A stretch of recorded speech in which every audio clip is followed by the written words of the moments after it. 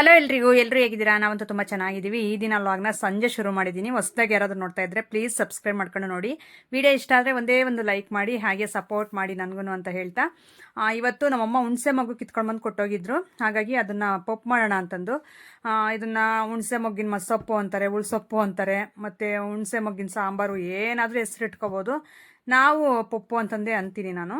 ಹಾಗಾಗಿ ಅದಕ್ಕೆಲ್ಲ ಸ್ವಲ್ಪ ಈರುಳ್ಳಿ, ಹಸಿಮೆಣ್ಸಿನ್ಕಾಯಿ ಮತ್ತು ಒಣಮೆಣ್ಸಿನ್ಕಾಯಿ, ಒಂದು ಸ್ವಲ್ಪ ಹುಣಸೆ ಮೊಗ್ಗು, ಸ್ವಲ್ಪ ತೊಗರಿಬೇಳೆ, ಒಂದೆರಡು ಬದನೆಕಾಯಿ, ಬೆಳ್ಳುಳ್ಳಿ, ಸಾಂಬಾರು ಪುಡಿ ಅಂದರೆ ಧನಿಯಾ ಪುಡಿ ಮಾಡಿರ್ತೀವಲ್ಲ ನಾವು, ಹುರಿದಿರೋ ಸಾಂಬಾರ ಇದು ತರಕಾರಿ ಸಾಂಬಾರುಗಳಿಗೆಲ್ಲ ಅದೊಂದು ಚೂರು ಸಾಂಬಾರದ ಪುಡಿ, ಚೂರು ಅರಿಶಿನ, ಉಪ್ಪು ರುಚಿಗೆ ಇಷ್ಟು ಹಾಕ್ಬಿಟ್ಟು ಚೆನ್ನಾಗಿ ಒಂದು 4-5 ವಿಸಲ್ ಕೂಗಿಸ್ಕೊಂಡಿದ್ದೀನಿ ಮೆತ್ತಗಾಗಲಿ ಅಂತಂದು. ಮತ್ತು ಒಗ್ಗರಣೆಗೆ ಬೇಡಿಗೆ ಗುಂಟೂರು ಮೆಣಸಿನ್ಕಾಯಿ, ಜೀರಿಗೆ, ಸಾಸಿವೆ, ಬೆಳ್ಳುಳ್ಳಿ, ಈರುಳ್ಳಿ, ಕರಿಬೇವಿನ ಸೊಪ್ಪು, ಸ್ವಲ್ಪ ತುಪ್ಪ, ಎಣ್ಣೆ ಹಾಕ್ಬಿಟ್ಟು, ಎಣ್ಣೆನೂ ಹಾಕಿದ್ದೀನಿ, ಸ್ವಲ್ಪ ತುಪ್ಪ ಇಷ್ಟು ಹಾಕಿ ಒಗ್ಗರಣೆ ಕೊಟ್ಕೊಂಡು ಈಗ ಮಸೀತಾ ಇರೋದು. ತುಂಬ ಚೆನ್ನಾಗಿರುತ್ತೆ, ಟೇಸ್ಟಿಯಾಗಿರುತ್ತೆ. ನಾನಂತೂ ಈ ಸಾಂಬಾರನ್ನ ಒಂದು 4-5 ದಿನ ಇಟ್ಕೊಂಡು ತಿನ್ನು ಅಂದ್ರೆ ತಿಂತೀನಿ, ಬಿಸಿ ಮಾಡ್ಕೊಂಡು. ಅಷ್ಟು ಚೆನ್ನಾಗಿರುತ್ತೆ. ಯಾವುದೇ ಒಂದು ಸಾಂಬಾರು ಆಗಿರ್ಬೋದು, ಏನೇ ಆಗಿರ್ಬೋದು, ಅಡುಗೆ ಅಳಿಸ್ಲಿಲ್ಲ ಅಂದರೆ 2-3 ದಿನ ಆಗಲೇ ತಿಂತೀವಿ ನಾವು. ನಮ್ಮ ಮನೆಯವ್ರು ಮುಂಚೆ ತಿಂತಾ ಇರಲಿಲ್ಲ. ಈ ನಡುವೆ ನಮ್ಮ ಲೈಫ್ ಸ್ಟೈಲು ಚೇಂಜ್ ಆದಾಗಿಂದ, ಯಾಕೆಂದರೆ ಅವ್ರಿಗೂ ಗೊತ್ತು, ಮುಂಚೆ ಎಲ್ಲ ಅವ್ರಿಗೆ ಹೆಂಗಂದರೆ ಇವತ್ತು ಬೆಳಿಗ್ಗೆ ಮಾಡಿದರೆ ಮತ್ತೆ ಸಂಜೆಗೆ ಏನಾದರೂ ಮಾಡಬೇಕಾಗಿತ್ತು, ಆ ಥರ ಇದ್ರು ಅವರು. ಆದರೆ ಇವಾಗ ನಮ್ಮ ಬ್ಯುಸಿ ಲೈಫ್ ಸ್ಟೈಲ್ ಎಲ್ಲ ಚೇಂಜ್ ಆದಮೇಲೆ, ನಾವು ಈ ಥರ ಲೈಫ್ ಸ್ಟೈಲ್ಗೆ ಬಂದಮೇಲೆ ಅವರು ಅರ್ಥ ಮಾಡ್ಕೊತಾರೆ ನಮ್ಮ ಮನೆಯವರು. 2 ದಿನ ಆಗಲಿ 3 ದಿನ ಆಗಲಿ ಆ ರೀತಿ ನಾವು ಬಿಸಿ ಮಾಡ್ಕೊಂಡು ತಿಂತಾ ಇರ್ತೀವಿ ಮುಗಿಯೋವರೆಗೂ. ಬಿಸಾಕಲ್ಲ, ಇಲ್ಲ ನಾಳೆ ಏನಾದರೂ ಮಾಡೋದು ಬಿಡು, ಇವತ್ತು ಬಿಸಾಕ್ಬಿಡೋಣ ಉಳಿಕೆ ಆಗಿರೋದು, ಆ ಥರ ಎಲ್ಲ ಮಾಡೋಕ್ಕೋಗಲ್ಲ. ಫುಡ್ ಮೇಯ್ನ್ ಫುಡ್ ವೇಸ್ಟ್ ಮಾಡಬಾರ್ದು ನಮ್ಮ ಮನೆಯವರಿಗೆ. ಸ್ವಲ್ಪನೇ ಆಗಲಿ ಒನ್ ಟೈಮ್ಗೆ ಆಗಲಿ ಮಾಡ್ಕೊಂಡು ತಿನ್ಬೇಕು, ಆ ಥರ ನಮ್ಮ ಮನೆಯವರು. ಏನಂದ್ರೆ ನಮಗೆ ಟೈಮ್ ಇರಲ್ವಲ್ಲ, ಸೊ ಹಂಗಾಗಿ ನಾನು ಇವತ್ತು ಮಾಡಿರೋದು ನಾಳೆ ಇದ್ರೂ ಮಿಕ್ಕಿದ್ರೂ ಬಿಸಿ ಮಾಡ್ಕೊಂಡು ಅದಕ್ಕೆ ಬಿಸಿ ಮುದ್ದೆ, ರೈಸು ಈ ಥರ ಮಾಡ್ಕೊಂಡು ತಿಂತಾ ಇರ್ತೀವಿ. ಎಲ್ಲ ಮಸ್ತಿದ್ದಾಯಿತು. ನಾನು ಕೊನೆಯದಾಗಿ ಕುಕ್ಕರ್ಗೆ ಆ ರೀತಿ ಕೈ ಮುಗ್ದೆ, ಯಾಕಂದರೆ ಕಾಲಲ್ಲಿ ಒದ್ಕೊಂಡು ಆ ಥರ ಮಸ್ತಿರ್ತೀವಲ್ವ. ನಮ್ಮ ಅತ್ತೆ ಅಂದರೆ ನಮ್ಮ ಅಜ್ಜಿ ಇತ್ತಲ್ಲ, ನಮ್ಮ ಮನೆಯವ್ರು, ಅವರಮ್ಮ, ಅವ್ರು ಹೇಳ್ತಾಯಿದ್ರು, ನಾವು ಈ ರೀತಿ ಮುದ್ದೆ ಮಾಡಿದ್ರು, ಈ ರೀತಿ ಸಾಂಬಾರು ಏನಾದರೂ ಮಸ್ತಿದ್ರು ಕಾಲಲ್ಲಿ ಒತ್ಕೊಂಡು, ಕೊನೆಯದಾಗಿ ಲಾಸ್ಟ್ಗೆಲ್ಲ ಮುಗಿದ್ಮೇಲೆ ಕೈ ಮುಗಿಬೇಕು, ಹಂಗೆ ನಾವು ತಿನ್ನೋ ಅನ್ನನ ಕಾಲಲ್ಲಿ ಒತ್ಕೊಂಡಿರ್ತೀವಿ ಅಂತಂದು ಹೇಳ್ಬಿಟ್ಟು ಹೇಳೋದು. ಸರಿ ಅಂತಂದು ಹೇಳ್ಬಿಟ್ಟು ನಾನು ಅವಾಗಿಂದ ಅದು ಹಂಗೆ ಅಭ್ಯಾಸ ಮಾಡ್ಕೊಂಡಿದ್ದೀನಿ. ಯಾವಾಗಲಾದರೂ ಮುದ್ದೆ ಮಾಡಿದ್ರೆ ಆ ರೀತಿ ಕೈ ಮುಗಿತಾ ಇರ್ತೀನಿ ಪಾತ್ರೆಗೆ. ಈಗೆಲ್ಲ ಆಯಿತು, ಒಗ್ಗರಣೆ ಕೊಟ್ಟಿದ್ದಾಯಿತು. ಈಗ ಎಲ್ಲ ಮಿಕ್ಸ್ ಮಾಡ್ತಾಯಿದ್ದೀನಿ ಸಾಂಬಾರು. ಸ್ವಲ್ಪ ತಿಳಿ ಸಾಂಬಾರು ಡಿವೈಡ್ ಮಾಡಿ ಮಸ್ತಿದ್ದೆ. ಈಗೆಲ್ಲ ಒಟ್ಟಿಗೆ ಹಾಕ್ಬಿಟ್ಟು ಟೇಸ್ಟ್ ನೋಡಿದೆ. ತುಂಬ ಚೆನ್ನಾಗಿ ಬಂದಿತ್ತು ಟೇಸ್ಟ್ ಮಾತ್ರ. ಅದು ನಾನೇ ಹೇಳ್ಕೊಬಾರ್ದು, ಆದರೆ ನೀವು ಪಾಪ ನಿಮಗೆ ಗೊತ್ತಿರಲ್ಲ ಯಾವ ರೀತಿ ಇದೆ ಏನು ಅಂತಂದು. ಅದಕ್ಕೆ ನಮ್ಮ ಮನೆಯವ್ರು ಕೇಳಿದ್ರೆ ಅವರು ಚೆನ್ನಾಗಿದೆ ಅಂತಂದು ಹೇಳ್ತಾರೆ. ಮೇಯ್ನ್ ನಾನು ಈ ಥರ ಪಪ್ಪು ಸಾಂಬಾರುಗಳೆಲ್ಲ ಚೆನ್ನಾಗಿ ಮಾಡ್ತೀನಿ ಹೇಳ್ರಿ. ಚೆನ್ನಾಗಿತ್ತು. ಈಗ ನಮ್ಮ ಅಪ್ಪ ಅವ್ರಿಗೆ ಒಂದು ಸ್ವಲ್ಪ ಹಾಕ್ಕೊಂಡು ಕೊಡೋಣ ಅಂತಂದು ಎತ್ತಿಡ್ತಾ ಇದ್ದೀನಿ. ನಮ್ಮ ಅಮ್ಮನಿಗೆ ತವ್ರ ಮನೆಯಲ್ಲಿ ಮಡ್ಲಕ್ಕಿ ಕೊಡ್ತಾರೆ. ಅಂದರೆ ರೋಜದ ತವ್ರ ಮನೆ, ನಮ್ಮ ಅಮ್ಮನ ತವ್ರ ಮನೆ ಒಂದೇ ಮನೆಯೇ.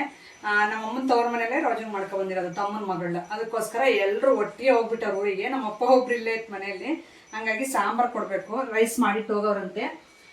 ಇನ್ನೇನು ಬಿಡು ಅಂತ ಹೇಳ್ಬಿಟ್ಟು ಮಾಡಿದ್ದೀವಿ ಆಲ್ರೆಡಿ. ಸಾಂಬಾರು ಅಂತ ಕೊಡಮ್ಮ, ಸಾಂಬಾರು ಇನ್ನೇನು ತಿನ್ನಲ್ಲ ಅವರು, ಅಂದರೆ ಗೊಜ್ಜು ಮಾಡಿಟ್ಟು ತಿನ್ನಲ್ಲ ನಮ್ಮಪ್ಪ. ಅದಕ್ಕೆ ಸಾಂಬಾರು ಕೊಟ್ಬಿಡು ಅಂತಂದು ಹೇಳೋದ್ರು. ಅದಕ್ಕೆ ಸಾಂಬಾರು ಹಾಕ್ಕೊಂತೀನಿ. ಮೊಸರು ಇರುತ್ತೆ ಹೇಳಿದ್ರೆ ಜಾಸ್ತಿ ಸಾಂಬಾರು ಬೇಕಿಲ್ಲ, ಮೊಸರಲ್ಲಿ ಊಟ ಮಾಡುತ್ತೆ ನಮ್ಮಪ್ಪ. ಅದಕ್ಕೋಸ್ಕರ ಹೋಗ್ತಾಯಿದ್ದೀನಿ. ಹೋಗಿ ಕೊಟ್ಟು ಬರೋಣ ಬೇಗ. ನಾನು ಮುದ್ದೆ ಆಗಲೇ ಬೆಂದಿದೆ, ಮುದ್ದೆ ತೋರಿಸ್ಬೇಕು. ಕತ್ಲಾಗಿದೆ, ಇನ್ನೂ ಊಟ ಇಲ್ಲ ನಮ್ಮದು. ಪಾಪ ಅವರು ಕೆಲಸ ಮಾಡಿ ಬೆಳಿಗ್ಗೆಯಿಂದ ಸಂಜೆ ಬಂದಿದ್ದಾರೆ. ನಮ್ಮ ಮನೆಯವ್ರು ಬಂದುಬಿಟ್ಟು ಸ್ನಾನ ಮಾಡ್ಕೊಂಡು ಈಗ ರೆಡಿ ಆದರು ಊಟಕ್ಕೆ ಅಂತಂದು. ಇನ್ನು ಮುದ್ದೆ ಒಂದು ಮಾಡಿಬಿಟ್ರೆ ಮುಗೀತು. ಸಾಂಬಾರು ಇನ್ನೇನು ರೆಡಿ ಆಯ್ತಲ್ಲ ನೋಡ್ರಿ. ನಮ್ಮ ಅಪ್ಪನ ತಗೊಂಡು ಹೋಗ್ತಾಯಿದ್ದೀನಿ ಸಾಂಬಾರು. ಅವರು ಊಟ ಮಾಡ್ಕೊತಾರೆ. ಇನ್ನು ನಾನು ಹೋಗ್ಬಿಟ್ಟು ಬೇಗ ಮುದ್ದೆ ತೊಳಸಿ ಊಟಕ್ಕೆ ಇಟ್ಬಿಟ್ರೆ ಅವರು ಊಟ ಮಾಡಿ ಸ್ವಲ್ಪ ಹೊತ್ತಂಗೆ ವಾಕ್ ಮಾಡಿ ಮಲಗಿಬಿಡ್ತಾರೆ. ಮತ್ತು ಬೆಳಿಗ್ಗೆ ಆ್ಯಸ್ ಯೂಶ್ವಲ್ 5 ಗಂಟೆಗೆ ಎದ್ದು ನಮ್ಮ ಕೆಲಸಗಳು ನಾವು ವಾಕಿಂಗ್ ಹೋಗಿ ಬಂದು ಶುರು ಮಾಡ್ಕೊಳ್ಳೋದು. ಇಲ್ಲಿ ಬೂಸಾಗೆ ಅಂತಂದೆಲ್ಲ ನೆನೆಸೋಕ್ಕೆ ಅಂತ ಇಟ್ಟವ್ರೆ. ಟಿವಿ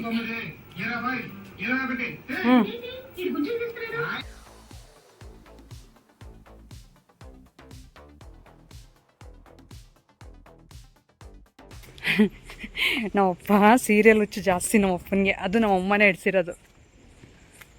ನಮ್ಮಪ್ಪ ನೋಡ್ತಾ ಇರಲಿಲ್ಲ ಸೀರಿಯಲ್ಲು ಮುಂಚೆ ಎಲ್ಲ.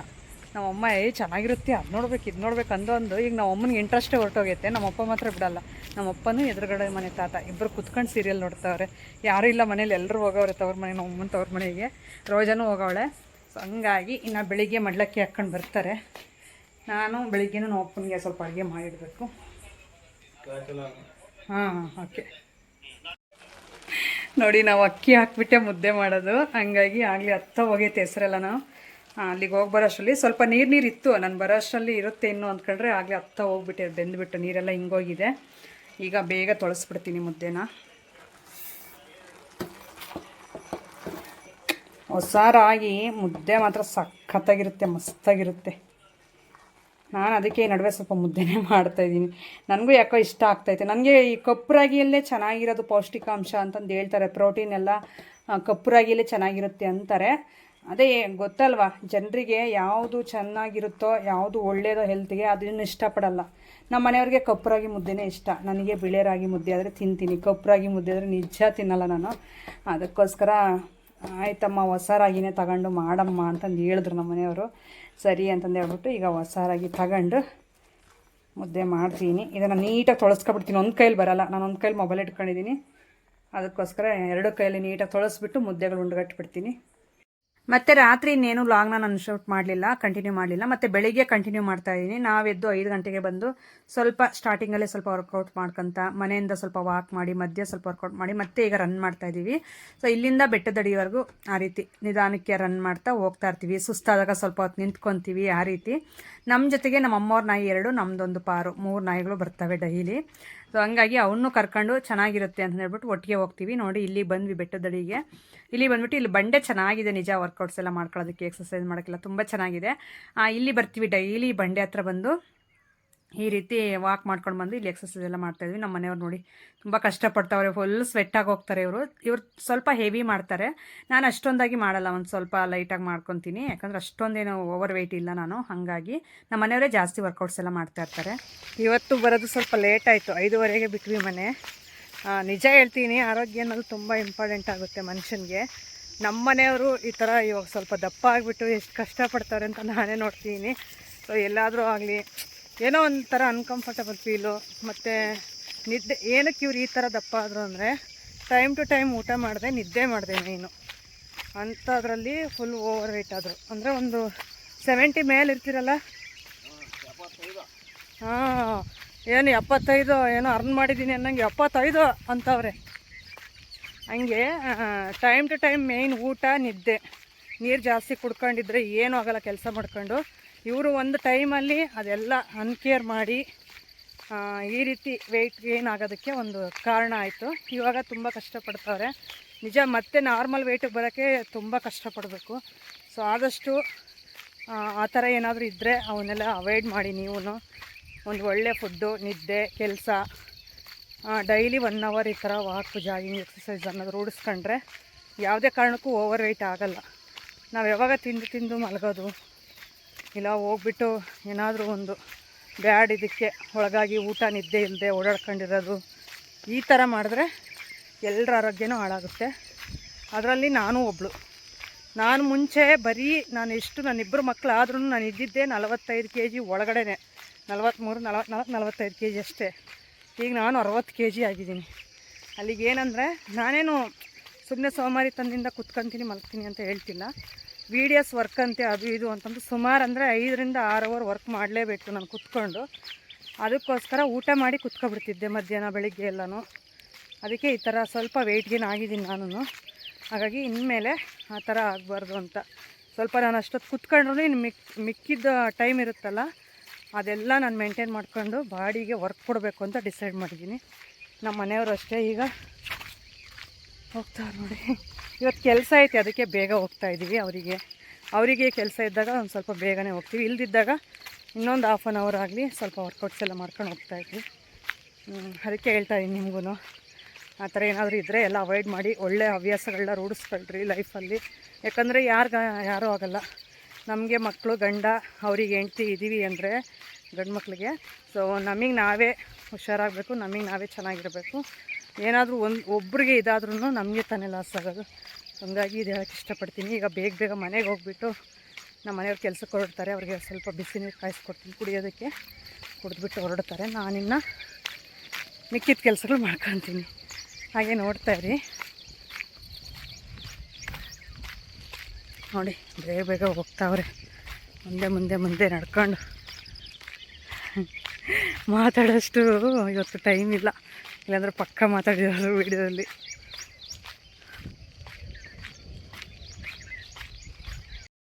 ಇನ್ನು ನಾನು ಮಧ್ಯಾಹ್ನ ಇನ್ನೇನು ವೀಡಿಯೋ ಶೂಟ್ ಮಾಡಲಿಲ್ಲ. ಮನೆಗೆ ಬಂದಮೇಲೆ ಸ್ವಲ್ಪ ಕೆಲಸಗಳು, ವೀಡಿಯೋಸ್ ವರ್ಕು ತುಂಬಾ ಇತ್ತು. ಅವನ್ನೆಲ್ಲ ಮುಗಿಸ್ಕೊಂಡು ನಾನು ಸ್ನಾನ ಮಾಡ್ಕೊಂಡು ಈಗ ವ್ಲಾಗ್ನ ಕಂಟಿನ್ಯೂ ಮಾಡ್ತಾ ಇದ್ದೀನಿ. ಈಗಾಗಲೇ ಟೈಮ್ ಬಂದು 4:15 5 ಗಂಟೆ ಆಗಿತ್ತು. ಬಟ್ಟೆನ ನಾನು ಸ್ವಲ್ಪ ಅಂದರೆ ಡೈಲಿ ಒಂದೊಂದು ದಿನ ಹಾಕ್ಕೊಂಡಿರುವಂಥ ಬಟ್ಟೆಗಳೇ ತುಂಬ ಬಿಚ್ಚಾಕಿದ್ವಿ ನಾನು. ಮೊನ್ನೆ ಮಕ್ಕಳದು ನಮ್ಮ ಮನೆಯವ್ರದ್ದೆಲ್ಲ ನಮ್ಮ ಅಮ್ಮ ಅವ್ರು ತೊಳ್ಕೊಟ್ರು. ಈಗ ನಂದು ಇಟ್ಕೊಂಡಿದ್ದೀನಿ. ಅದಕ್ಕೆ ಕೈಯಲ್ಲಿ ಸುಮ್ಮನೆ ಆ ರೀತಿ ಸೋಪಿನ ಪುಡಿಯಲ್ಲಿ ನೆನೆಸಿದ್ದೆ, ಕೈಯಲ್ಲೇ ವಾಶ್ ಮಾಡಿ ಹಾಕೋಣ ಅಂತಂದು ಹೇಳ್ಬಿಟ್ಟು ಆ ರೀತಿ ವಾಶ್ ಮಾಡ್ತಾಯಿದ್ದೀನಿ. ಆಮೇಲೆ ಇದು ಈ ಡ್ರೆಸ್ ಬಂದುಬಿಟ್ಟು ಸುಮಾರು ಅಂದರೆ ಒಂದು 10 ವರ್ಷದ ಹಿಂದೆ ತೊಗೊಂಡಿರುವಂಥದ್ದು. ಬೇಗ ಹಾಳಾಗಕ್ಕೆ ಬಿಡಲ್ಲ ಯಾವುದೇ ಬಟ್ಟೆಗಳಾಗಿರ್ಬೋದು, ಏನೇ ಆಗಿರ್ಬೋದು. ನಾನು ತುಂಬ ಚೆನ್ನಾಗಿ ನಾಜೂಕಾಗಿ ಇಟ್ಕೊತೀನಿ, ಯಾವುದೇ ವಸ್ತುಗಳಾಗಿರ್ಬೋದು, ಆಗಿರ್ಬೋದು ಈ ರೀತಿ. ಇನ್ನೊಂದು, ನಾನು ಎಲ್ಲನೂ ಹಂಗೆ ಇಟ್ಕೊತೀನಿ ಅಂತ ಹೇಳಲ್ಲ. ನನಗೆ ಇಷ್ಟ ಆಗಿದ್ದರೆ ಒಂದು ವೇಳೆ ಈ ಥರ ನನಗೆ ಇದು ಬೇಕು, ಇದಿಷ್ಟ, ನಂಗೆ ತುಂಬ ಇಷ್ಟ ಅಂತಂದು ಹೇಳ್ಬಿಟ್ಟು ಮನಸ್ಸಿಗೆ ಅನಿಸಿರೋದು ಮಾತ್ರ ಅದೆಷ್ಟೇ ವರ್ಷ ಆದರೂ ಅದೇ ರೀತಿಯೇ ಇಟ್ಕೊಂಡಿರ್ತೀನಿ. ಇನ್ನೊಂದು ಸ್ವಲ್ಪ ನನಗೆ ಬಿಡಪ್ಪ ಸಾಕು, ಇದನ್ನು ಹಾಕ್ಕೊಂಡು ಬೋರ್ ಹೊಡೆದೈತೆ, ಇದು ಸಾಕು ಅಂತ ಹೇಳೋ ಬಟ್ಟೆಗಳು ಯಾರಿಗಾದ್ರೂ ಹಿಂಗೆ ಕೊಟ್ಬಿಡ್ತೀನಿ ಹಾಕ್ಕೊಳ್ಳೋ ಅಂಥವ್ರಿಗೆ. ಹಾಗಾಗಿ ಈ ಟಾಪ್ ಅಂದರೆ ನಂಗೆ ತುಂಬ ಇಷ್ಟ. ಅದು ಕಾಲರ್ ಇರುವಂಥ ಡ್ರೆಸ್ಸಸ್ಸು ನಂಗೆ ತುಂಬ ಇಷ್ಟ ಆಗುತ್ತೆ. ಹಾಗಾಗಿ ಈ ಟಾಪ್ನ ಹಂಗೆ ಇಟ್ಕೊಂಡಿದ್ದೀನಿ ನೋಡಿರಿ. ಸುಮಾರು ಅಂದರೆ ಒಂದು 10 ವರ್ಷದ ಮೇಲೇ ಆಗಿದೆ ಈ ಡ್ರೆಸ್ ತೊಗೊಂಡು. ಆದರೂ ತುಂಬ ಚೆನ್ನಾಗಿದೆ. ಇದಕ್ಕೆ ಆ ಥರ ಮೆಂತೆ ಎಲ್ಲೋ ಪ್ಯಾಂಟ್ ಹಾಕಬೇಕಾಗಿತ್ತು, ಆದರೆ ನನ್ನ ಹತ್ರ ಇರಲಿಲ್ಲ. ಹೋಗ್ಲಿ ಬಿಡು, ಮನೆಯಲ್ಲೇ ಅಲ್ವಾ, ಡೈಲಿ ವೇರ್ಗೆ ಹಾಕ್ಕೊಳ್ಳೋಣ ಅಂತಂದ್ಬಿಟ್ಟು ಇವತ್ತು ನಾನು ಬಟ್ಟೆ ಸ್ವಲ್ಪ ಮಡಚಿಡ್ತಾ ಇದ್ದರೆ ಅದರಲ್ಲಿ ಸಿಕ್ತು ನನಗಿದು.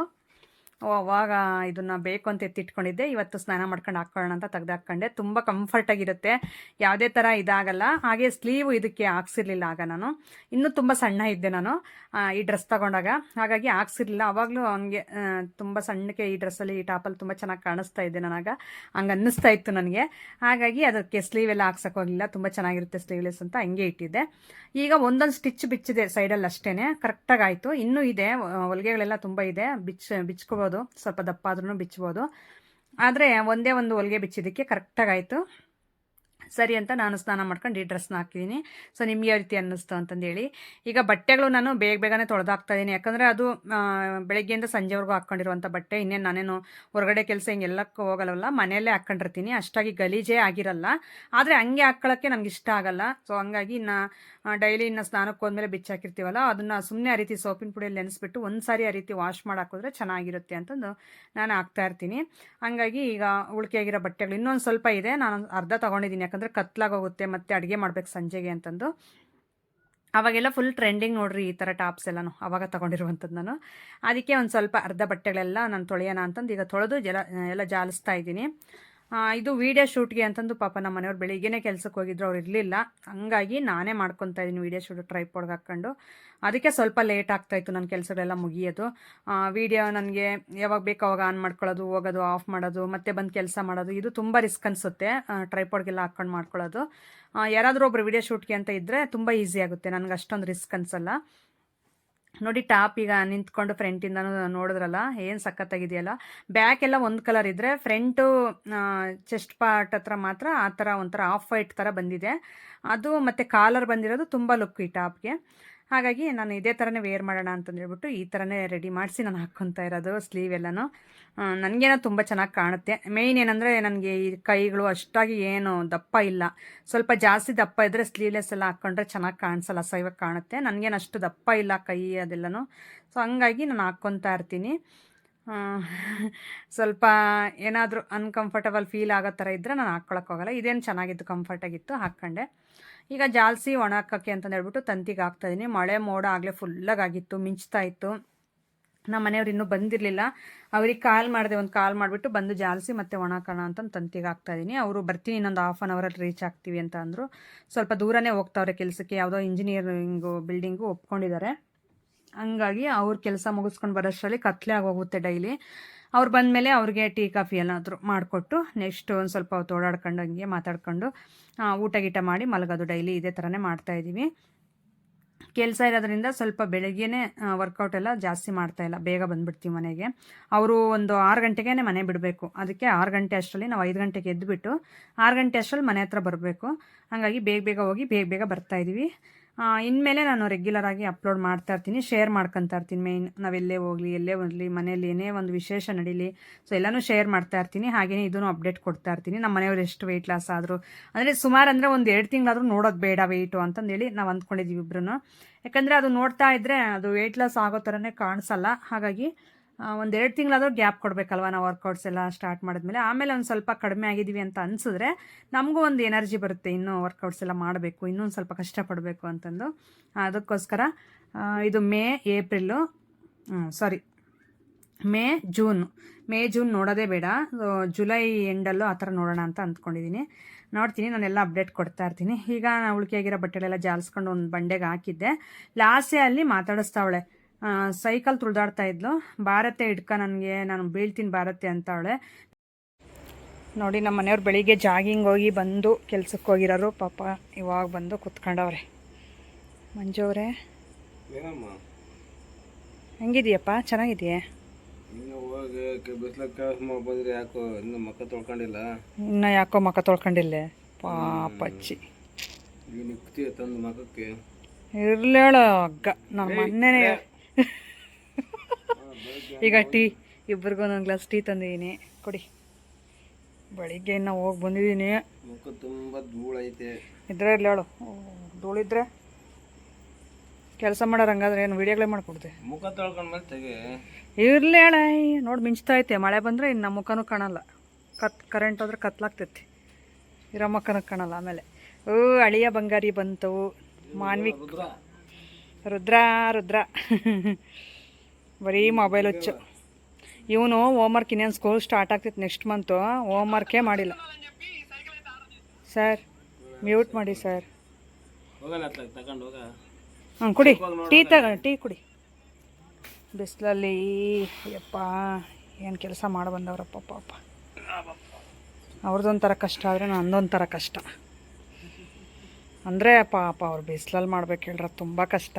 ನಮ್ಮದು ಬಿಡ್ರಿ, ನಮ್ಮದೇನು ಮನೆಯಲ್ಲಿ ಎಷ್ಟು ಕಷ್ಟಪಟ್ಟರು ಲೆಕ್ಕ ಬರಲ್ಲ ಮನೇಲಿ ಮಾಡಿರೋದು. ಈಚೆ ಕಡೆ ಹೋಗಿ ಮಾಡೋದೇ ಲೆಕ್ಕ. ಅವ್ರದ್ದು ಕಷ್ಟದ ಕೆಲಸ ಏನು ಮಾಡೋಕ್ಕಾಗಲ್ಲ, ಮಾಡಬೇಕು ಪಾಪ ಮಂಜು ಅವರು. ಅದಕ್ಕೆ ಹೇಳಿದ್ದು, ಸ್ಟಾರ್ಟಿಂಗಲ್ಲೇ ಹೇಳಿದ್ದು ನಾನು, ಬುದ್ಧಿ ಕಲಿಯೋ ಮಾನವ ಅಂತ. ಹಾಂ ಮತ್ತೆ ಯಾಕೆ ಎಲ್ಲ ದುರ್ಬುದ್ಧಿ ಕಲ್ತ್ಕೊಂತೀವಿ. ಅದೇ ದುರ್ಬುದ್ಧಿ ಬೇಡ, ಒಳ್ಳೆ ಬುದ್ಧಿ ಕಲಿ ಮಾನವ ಅಂತ ಹೇಳಿದ್ದು ನಾನು ಅವಾಗ ಸ್ಟಾರ್ಟಿಂಗ್. ಚಿಂತೆ ಮಾಡಲ್ಲ. ಇವಾಗ ಕಷ್ಟ ನೋಡಿದ್ರೆ ನಮಗೆ ಬಾಧೆ ಆಗ್ತೈತಿ. ಕಷ್ಟ ಏನಿಲ್ಲ, ಇಷ್ಟ ಆಗಿರೋದನ್ನ ಕಷ್ಟ ಆದರೂ ಪರವಾಗಿಲ್ಲ ಮಾಡ್ತೀಯಾ? ಇವಾಗಲೇ ಅಲ್ಲ, ಮದುವೆ ಆದಾಗಿಂದ ನೋಡ್ತಿದ್ದೀನಿ ಬರೀ ಇಂಥ ಮಾತುಗಳೇ. ಏನಾದರೂ ಒಂದು ಹೇಳಿದ್ರೆ ಅದಕ್ಕೇನಾದರೂ ಒಂದು ಬಸವಣ್ಣನ ನುಡಿಗಳು ಹೇಳ್ಬಿಡ್ತಾರೆ. ನನಗೆ ಹೋಗಿ ಒಂದು ನೆಳ್ಳ ಕೆಲಸ ಮಾಡೋಕ್ಕೆ, ಒಂದು ಕಂಪ್ನಿಯಾಗ ಕೆಲಸ ಮಾಡೋಕ್ಕೆ ಅವರು 50 ಅಲ್ಲ 60 ಸಾವಿರ ಕೊಡ್ತೀನಿ ಅನ್ನೋ ನನ್ನ ಕೈಲಿ ಆಗಲ್ಲ. ನನಗೆ ಇಷ್ಟ ಬಂದಂಗೆ, ಬಿಸಿಲಾಗಲಿ ಮಳೆ ಆಗಲಿ ಇಷ್ಟ ಬಂದಂಗೆ ಇರ್ಬೇಕು ಕೆಲಸ. ನನಗೆ ಯಾವುದು ಆರ್ಡ್ರು ಅಲ್ಲಿಗೆ ಬಾ ಇಲ್ಲಿಗೆ ಬಾ ರಜೆ ಕೊಡ್ರಿ ಅಂದ್ರೆ ಕೊಡಲ್ಲ ಅನ್ನೋದು ಅವೆಲ್ಲ ಆದರೆ ನನಗೆ ಸೆಟ್ ಆಗಲ್ಲ. ಅದಕ್ಕೆ ಎಷ್ಟೇ ಆದರೂ ನನ್ನ ಕೆಲಸ ನಂದು ಅಷ್ಟೇ, ಓನಾಗೆ. ಇನ್ನೆಷ್ಟು ವರ್ಷ ಮಾಡಿಯಾ? ಇನ್ನೊಂದು 7-8 ವರ್ಷ ಮಾಡಿಯಾ? ಆಮೇಲೆ ಅಷ್ಟೇ ಏಜ್ ಆಗೋಗ್ತೈತೆ. ಮಕ್ಕಳು ತಂದಾಕ್ತಾರೆ. ಅಪ್ಪ ಬಾಯಿ ಮುಚ್ಕೊಂಡು ತಿನ್ನೋಕೆ ತಂದಕ್ಕೆ ಅವ್ರಿಗೆ ಹಿಂಗೆ ಬಾಯಿ ಬಿಡಲ್ಲ. ಯಾರಿಗೆ ಯಾರು ಇಲ್ಲಪ್ಪೋ, ಯಾವ ಮಕ್ಕಳು ಯಾರು ಗಂಡನ ಹೆಂಡ್ತಿ ಗಂಡ ಅಷ್ಟೇ, ಯಾರಿಗೆ ಯಾರು ಇಲ್ಲ. ನಾವು ಮಕ್ಕಳ ಮೇಲೆ ಇಟ್ಕೊಂಡು ಕೂತ್ಕೊಂಡ್ರೆ ಆಸೆ ಮಣ್ಬುಕ್ಕಿಸ್ತಾರೆ. ಯಾಕಂದರೆ ತುಂಬ ಎಕ್ಸ್ಪೀರಿಯೆನ್ಸ್ ನಾವು ನೋಡಿದ್ದೀವಿ, ಎಕ್ಸಾಂಪಲ್ಸು ಕಂಡಿದ್ದೀವಿ. ಅದಕ್ಕೋಸ್ಕರ ಯಾರ ಮೇಲೆ ಯಾರೇ ಎಕ್ಸ್ಪೆಕ್ಟೇಷನ್ ಇಟ್ಕೋಬಾರ್ದು ಮೇಯ್ನು. ಸೊ ಅವರು ಲೈಫ್ ಅವರೇ ನೋಡ್ಕೋಬೇಕು. ಯಾಕಂದರೆ ದುಡ್ದು ಹಾಕಿದ್ರೂ ಪರವಾಗಿಲ್ಲ ಮಕ್ಕಳು, ಆದರೆ ಎಕ್ಸ್ಪೆಕ್ಟೇಷನ್ ಇರಬಾರ್ದು. ಆಮೇಲೆ ಆಗುವಂಥ ನೋವು ಅಷ್ಟಿಷ್ಟಲ್ಲ. ಎಕ್ಸ್ಪೆಕ್ಟೇಷನ್ ಇಟ್ಕೊಂಡ್ಮೇಲೆ ಅವ್ರು ಏನಾದರೂ ನೋಡ್ಕೊಂಡಿಲ್ಲ ಅಂದರೆ ಒಂದು ವೇಳೆ ಅವಾಗ ಇರುತ್ತಲ್ಲ ಪೇಯ್ನು ತಂದೆ ತಾಯಿ. ದುಡ್ಡು ಕೂಡಿಕ್ಕಮನ ಕೂಡಿಕೊಂಡು ನನ್ಗೊಂದು ಸ್ವಲ್ಪ ಕೊಡೋದು ಎಲ್ಲ ಕೂಡಿಕ್ಕಮನ ಎಷ್ಟು ಬೇಕಷ್ಟು ತಿನ್ನಕ್ಕೆ, ಆ ದುಡ್ಡು ಬಚ್ಚಿಕೊಂಡು ಮುದುಕರಾದ ತಿನ್ನೋದು. ನನಗೂ ಕೊಡ್ತೀಯಾ? ನಾನು ನೀನಿಬ್ಬರು ಸೇರಿ ಮಂಗ ಮುಂಡೆ ನಾನೇನಿಬ್ರು ಸೇರಿ ಮಂಗನ ಮುಂಡೆ. ಯಾಕಂದ್ರೆ ಇವಾಗ ಯಾರ ತಗೊಂತೀನಿ ಕೊಡಂದ್ರೆ ಕೊಡಲ್ಲ, ಅದಕ್ಕೆ ಅವಾಗ ನನಗೂ ಕೊಡ್ತೀಯಾ ಅಂತ ಕೇಳಿದ್ದು. ಹುಡುಗರು ಕೇಳ್ದಂಗೆ ಕೇಳ್ತೀನಿ. ಹೊಡೆದಿದ್ರೆ ಬಿಡ್ತೀರಿ, ಕೇಸ್ ಹಾಕ್ಬಿಡ್ತೀರಿ ನೀವು. ನನ್ನ ಗಂಡ ಮಂಜುನಾಥನ ಮೇಲೆ ಕೇಸ್ ಹಾಕಿದ್ರೆ ಉಳಿದೋರುಂಟೆ. ಹಂಗೆಲ್ಲ ಮಾಡಲ್ಲ, ನನ್ನ ಗಂಡೆ ಅಲ್ಲ ಬಿಡು ಅಂತಂದೇಳಿ ಹಂಗೆ ಇರ್ತೀನಿ. ವಿಡಿಯೋ ಮುಂದಲ್ಲೇ ರಿಯಲ್ ಆಗಿ ಹಂಗೆ ಇರ್ಬೇಕು. ಅಥವಾ ರಿಯಲ್ ಆಗಿ ಇದ್ದೀನೋ ಇಲ್ಲ ಕರೆಕ್ಟಾಗಿ ಹೇಳ್ಬಿಡು. ವ್ಯೂವರ್ಸ್ ಕೇಳ್ತೀನಿ, ಮುದುಕರಾದಾಗ ರಿಯಲ್ ಆಗಿಲ್ಲ ಅಂದ್ರೆ ಹಾಂ ಆಯಿತು. ನಾನು ಒಂದು ವೇಳೆ ಮುದುಕಿ ಆಗೋವರೆಗೂ ಬದುಕಿದ್ರೆ ನಾನು ಹಂಗೆ ಇಲ್ಲ ಅಂದರೆ ವಿಡಿಯೋ ನೋಡ್ತಿರ್ತಾರಲ್ಲ ಅವರಾದ್ರೂ ಹೇಳ್ತಾರೆ, ಏ ಪದ್ಮ ಅವಾಗಿಂದ ನೋಡಿದ್ವಿ ಬಿಡಿ ಅಣ್ಣ, ಪದ್ಮ ಹಿಂಗೆ ಇದ್ದಾಳೆ ಅಂತಂದು ಹೇಳಿಲ್ಲ ಅಂದರೆ ಕೇಳು. ಆಯಿತು. ಇವಾಗ ಅವರು ಮದುವೆ ಆದಾಗಿಂದ ನೋಡಿಲ್ಲ ನನ್ನ, ನೀನು ನೋಡಿದೀಯ. ನಾನು ಹೆಂಗಿದ್ದೀನಿ, ನಿನ್ನ ಹತ್ರ ದುಡ್ಡಿದ್ದಾಗ ಇಲ್ಲದೆ ಇದ್ದಾಗ ಎಂಥ ಟೈಮ್ನಾಗಾದರೂ ಹೆಂಗಿದ್ದೀನಿ ನಿನ್ನ ಜೊತೆ ಹೊಂದ್ಕೊಂಡು ಇರ್ತೀನಿ. ಈಗ ಹಿಂಗೆ ಬೇಡ, ನಂದು ಹೇಳು. ನೀನೆಲ್ಲ ನಿನ್ನಂಗಿರೋರು ಮಸ್ತಾಗಿದೆ. ನಾನು ಒಬ್ಳೆ ಅಂತಂದು ಹೇಳಿಲ್ಲ. ನನ್ನ ಬಗ್ಗೆ ಹೊರಗಡೆ ಕೂತಿದ್ದೀವಿ, ನಿಧಾನಕ್ಕೆ ಮಾತಾಡ್ತಿದ್ದೀವಿ. ನಾನು ಒಬ್ಳೆ ಅಂತಂದು ಹೇಳಿಲ್ಲ, ನನ್ನ ಬಗ್ಗೆ ಹೇಳು ಅಂತಿದ್ದು. ನಿನ್ನ ಬಗ್ಗೆನಾ? ಏ ಇಲ್ಲ, ಏನು ಬಿಟ್ಟು ಇಸ್ಪೀಟ್ ಆಡಿ ಸೋತು ಪಾಪರಾಗಿ ಹಗಲೆಲ್ಲ ಬೆಂಗಳೂರಿಗೆ ಒಂದು 7-8 ಸಲ ಒಂದು 7-8 ಟ್ರಿಪ್ಪು ಸುತ್ತಾಕ್ಸೋರ್ನು ದುಡ್ದು ಕೊಟ್ಟಿದ್ದೀಯ ಕಂಪ್ನಿಗೆ ಹೋಗಿ. ಆ ದುಡ್ಡನಾಗೆ ಸಾಲ ತೀರ್ಸಿದ್ದೀನಿ. ನಾನು ದುಡ್ದಿದ್ದೀನಿ ಜೊತೆಗೆ, ಇವಾಗಲೂ ದುಡಿತಿದ್ದೀನಿ ನಾನು. ನೀನು ಬಿಟ್ಟು ಆರಾಮಾಗಿದ್ದೀಯ ನೀನು. ನಾನು ಯೂಟ್ಯೂಬ್ ಬಿಟ್ಟು ಕೊಟ್ಟಿಲ್ಲ ನಿನಗೆ. ಅದೇ ಮತ್ತೆ ನಾನು ದುಡಿತಿದ್ದೀನಲ್ಲ, ಇದೊಂದು ಮುಖಾಂತರ. ಅವಾಗಿಂದ ನಿನ್ನ ಕಷ್ಟಕ್ಕೆ ಸ್ಪಂದಿಸಿದ್ದೀನ ಇಲ್ಲ ನಾನು? ಸ್ಪಂದಿಸಿದ್ದೀಯ. ಇಷ್ಟೇ ಬೇಕಾಗಿರೋದು, ಇನ್ನೇನು ಬೇಡ ನನಗೆ. ನೀನೇನು ಕೊಡಿಸ್ಲು ಬೇಡ, ನನಗೆ ಇಕ್ಳು ಬೇಡ. ಒಟ್ನಾಗ ಹಂಗೆ ನೆನೆಸ್ಕೊಂಡ್ರೆ ಸಾಕು, ಅಲ್ಲಿಗೆ ಮಾಡಿರೋ ಕಷ್ಟ ಎಲ್ಲ ಹೊರಟೋಗುತ್ತೆ. ಬಿಡಪ್ಪ ನೆಮ್ಮದಿ ಆಯಿತು ಮನಸ್ಸಿಗೆ ಅಂದ್ಕೊಂಡು. ಹಾಗೆ ಇನ್ನೂ ಒಂದು 1/2 ಅವರ್ ಕೂತ್ಕೊಂಡು ಮಾತಾಡಿ ನಾನು ನಮ್ಮ ಮನೆಯವರು ಟೀ ಕುಡಿದು ನೆಕ್ಸ್ಟ್ ಕೆಲಸಗಳು ನಾನು ಅಡುಗೆ ಇದೆಲ್ಲ ಶುರು ಮಾಡ್ಕೊಂಡೆ. ಊಟ ಮಾಡಿ ನಾವು ಮಲಗೋ ಅಷ್ಟರಲ್ಲಿ ನೈಟು 10:30-11 ಆಗುತ್ತೆ ಡೈಲಿನೂ. ಈ ರೀತಿ ಇತ್ತು ಇವತ್ತಿನ ವೀಡಿಯೋ. ನಿಮ್ಗೆ ಯಾವ ರೀತಿ ಅನ್ನಿಸ್ತು ಅಂತ ಕಾಮೆಂಟ್ ಸೆಕ್ಷನಲ್ಲಿ ತಿಳಿಸಿ. ಹಾಗೆ ಹೊಸಬ್ರು ಯಾರಾದರೂ ನೋಡ್ತಾ ಇದ್ದರೆ ಪ್ಲೀಸ್ ಸಬ್ಸ್ಕ್ರೈಬ್ ಮಾಡ್ಕೊಳ್ಳಿ. ಸಿಗೋಣ ನಾಳೆ ಒಂದು ಒಳ್ಳೆ ಲಾಗ್ ಮುಖಾಂತರ. ಹಾಗೆ ನಮ್ಮ ಮನೆಯವ್ರ ಮಾತು ಯಾವ ರೀತಿ ಅನ್ನಿಸ್ತು ಅಂತ ಹೇಳೋದು ಮಾತ್ರ ಮರಿಬೇಡಿ. Thank you for watching. Bye.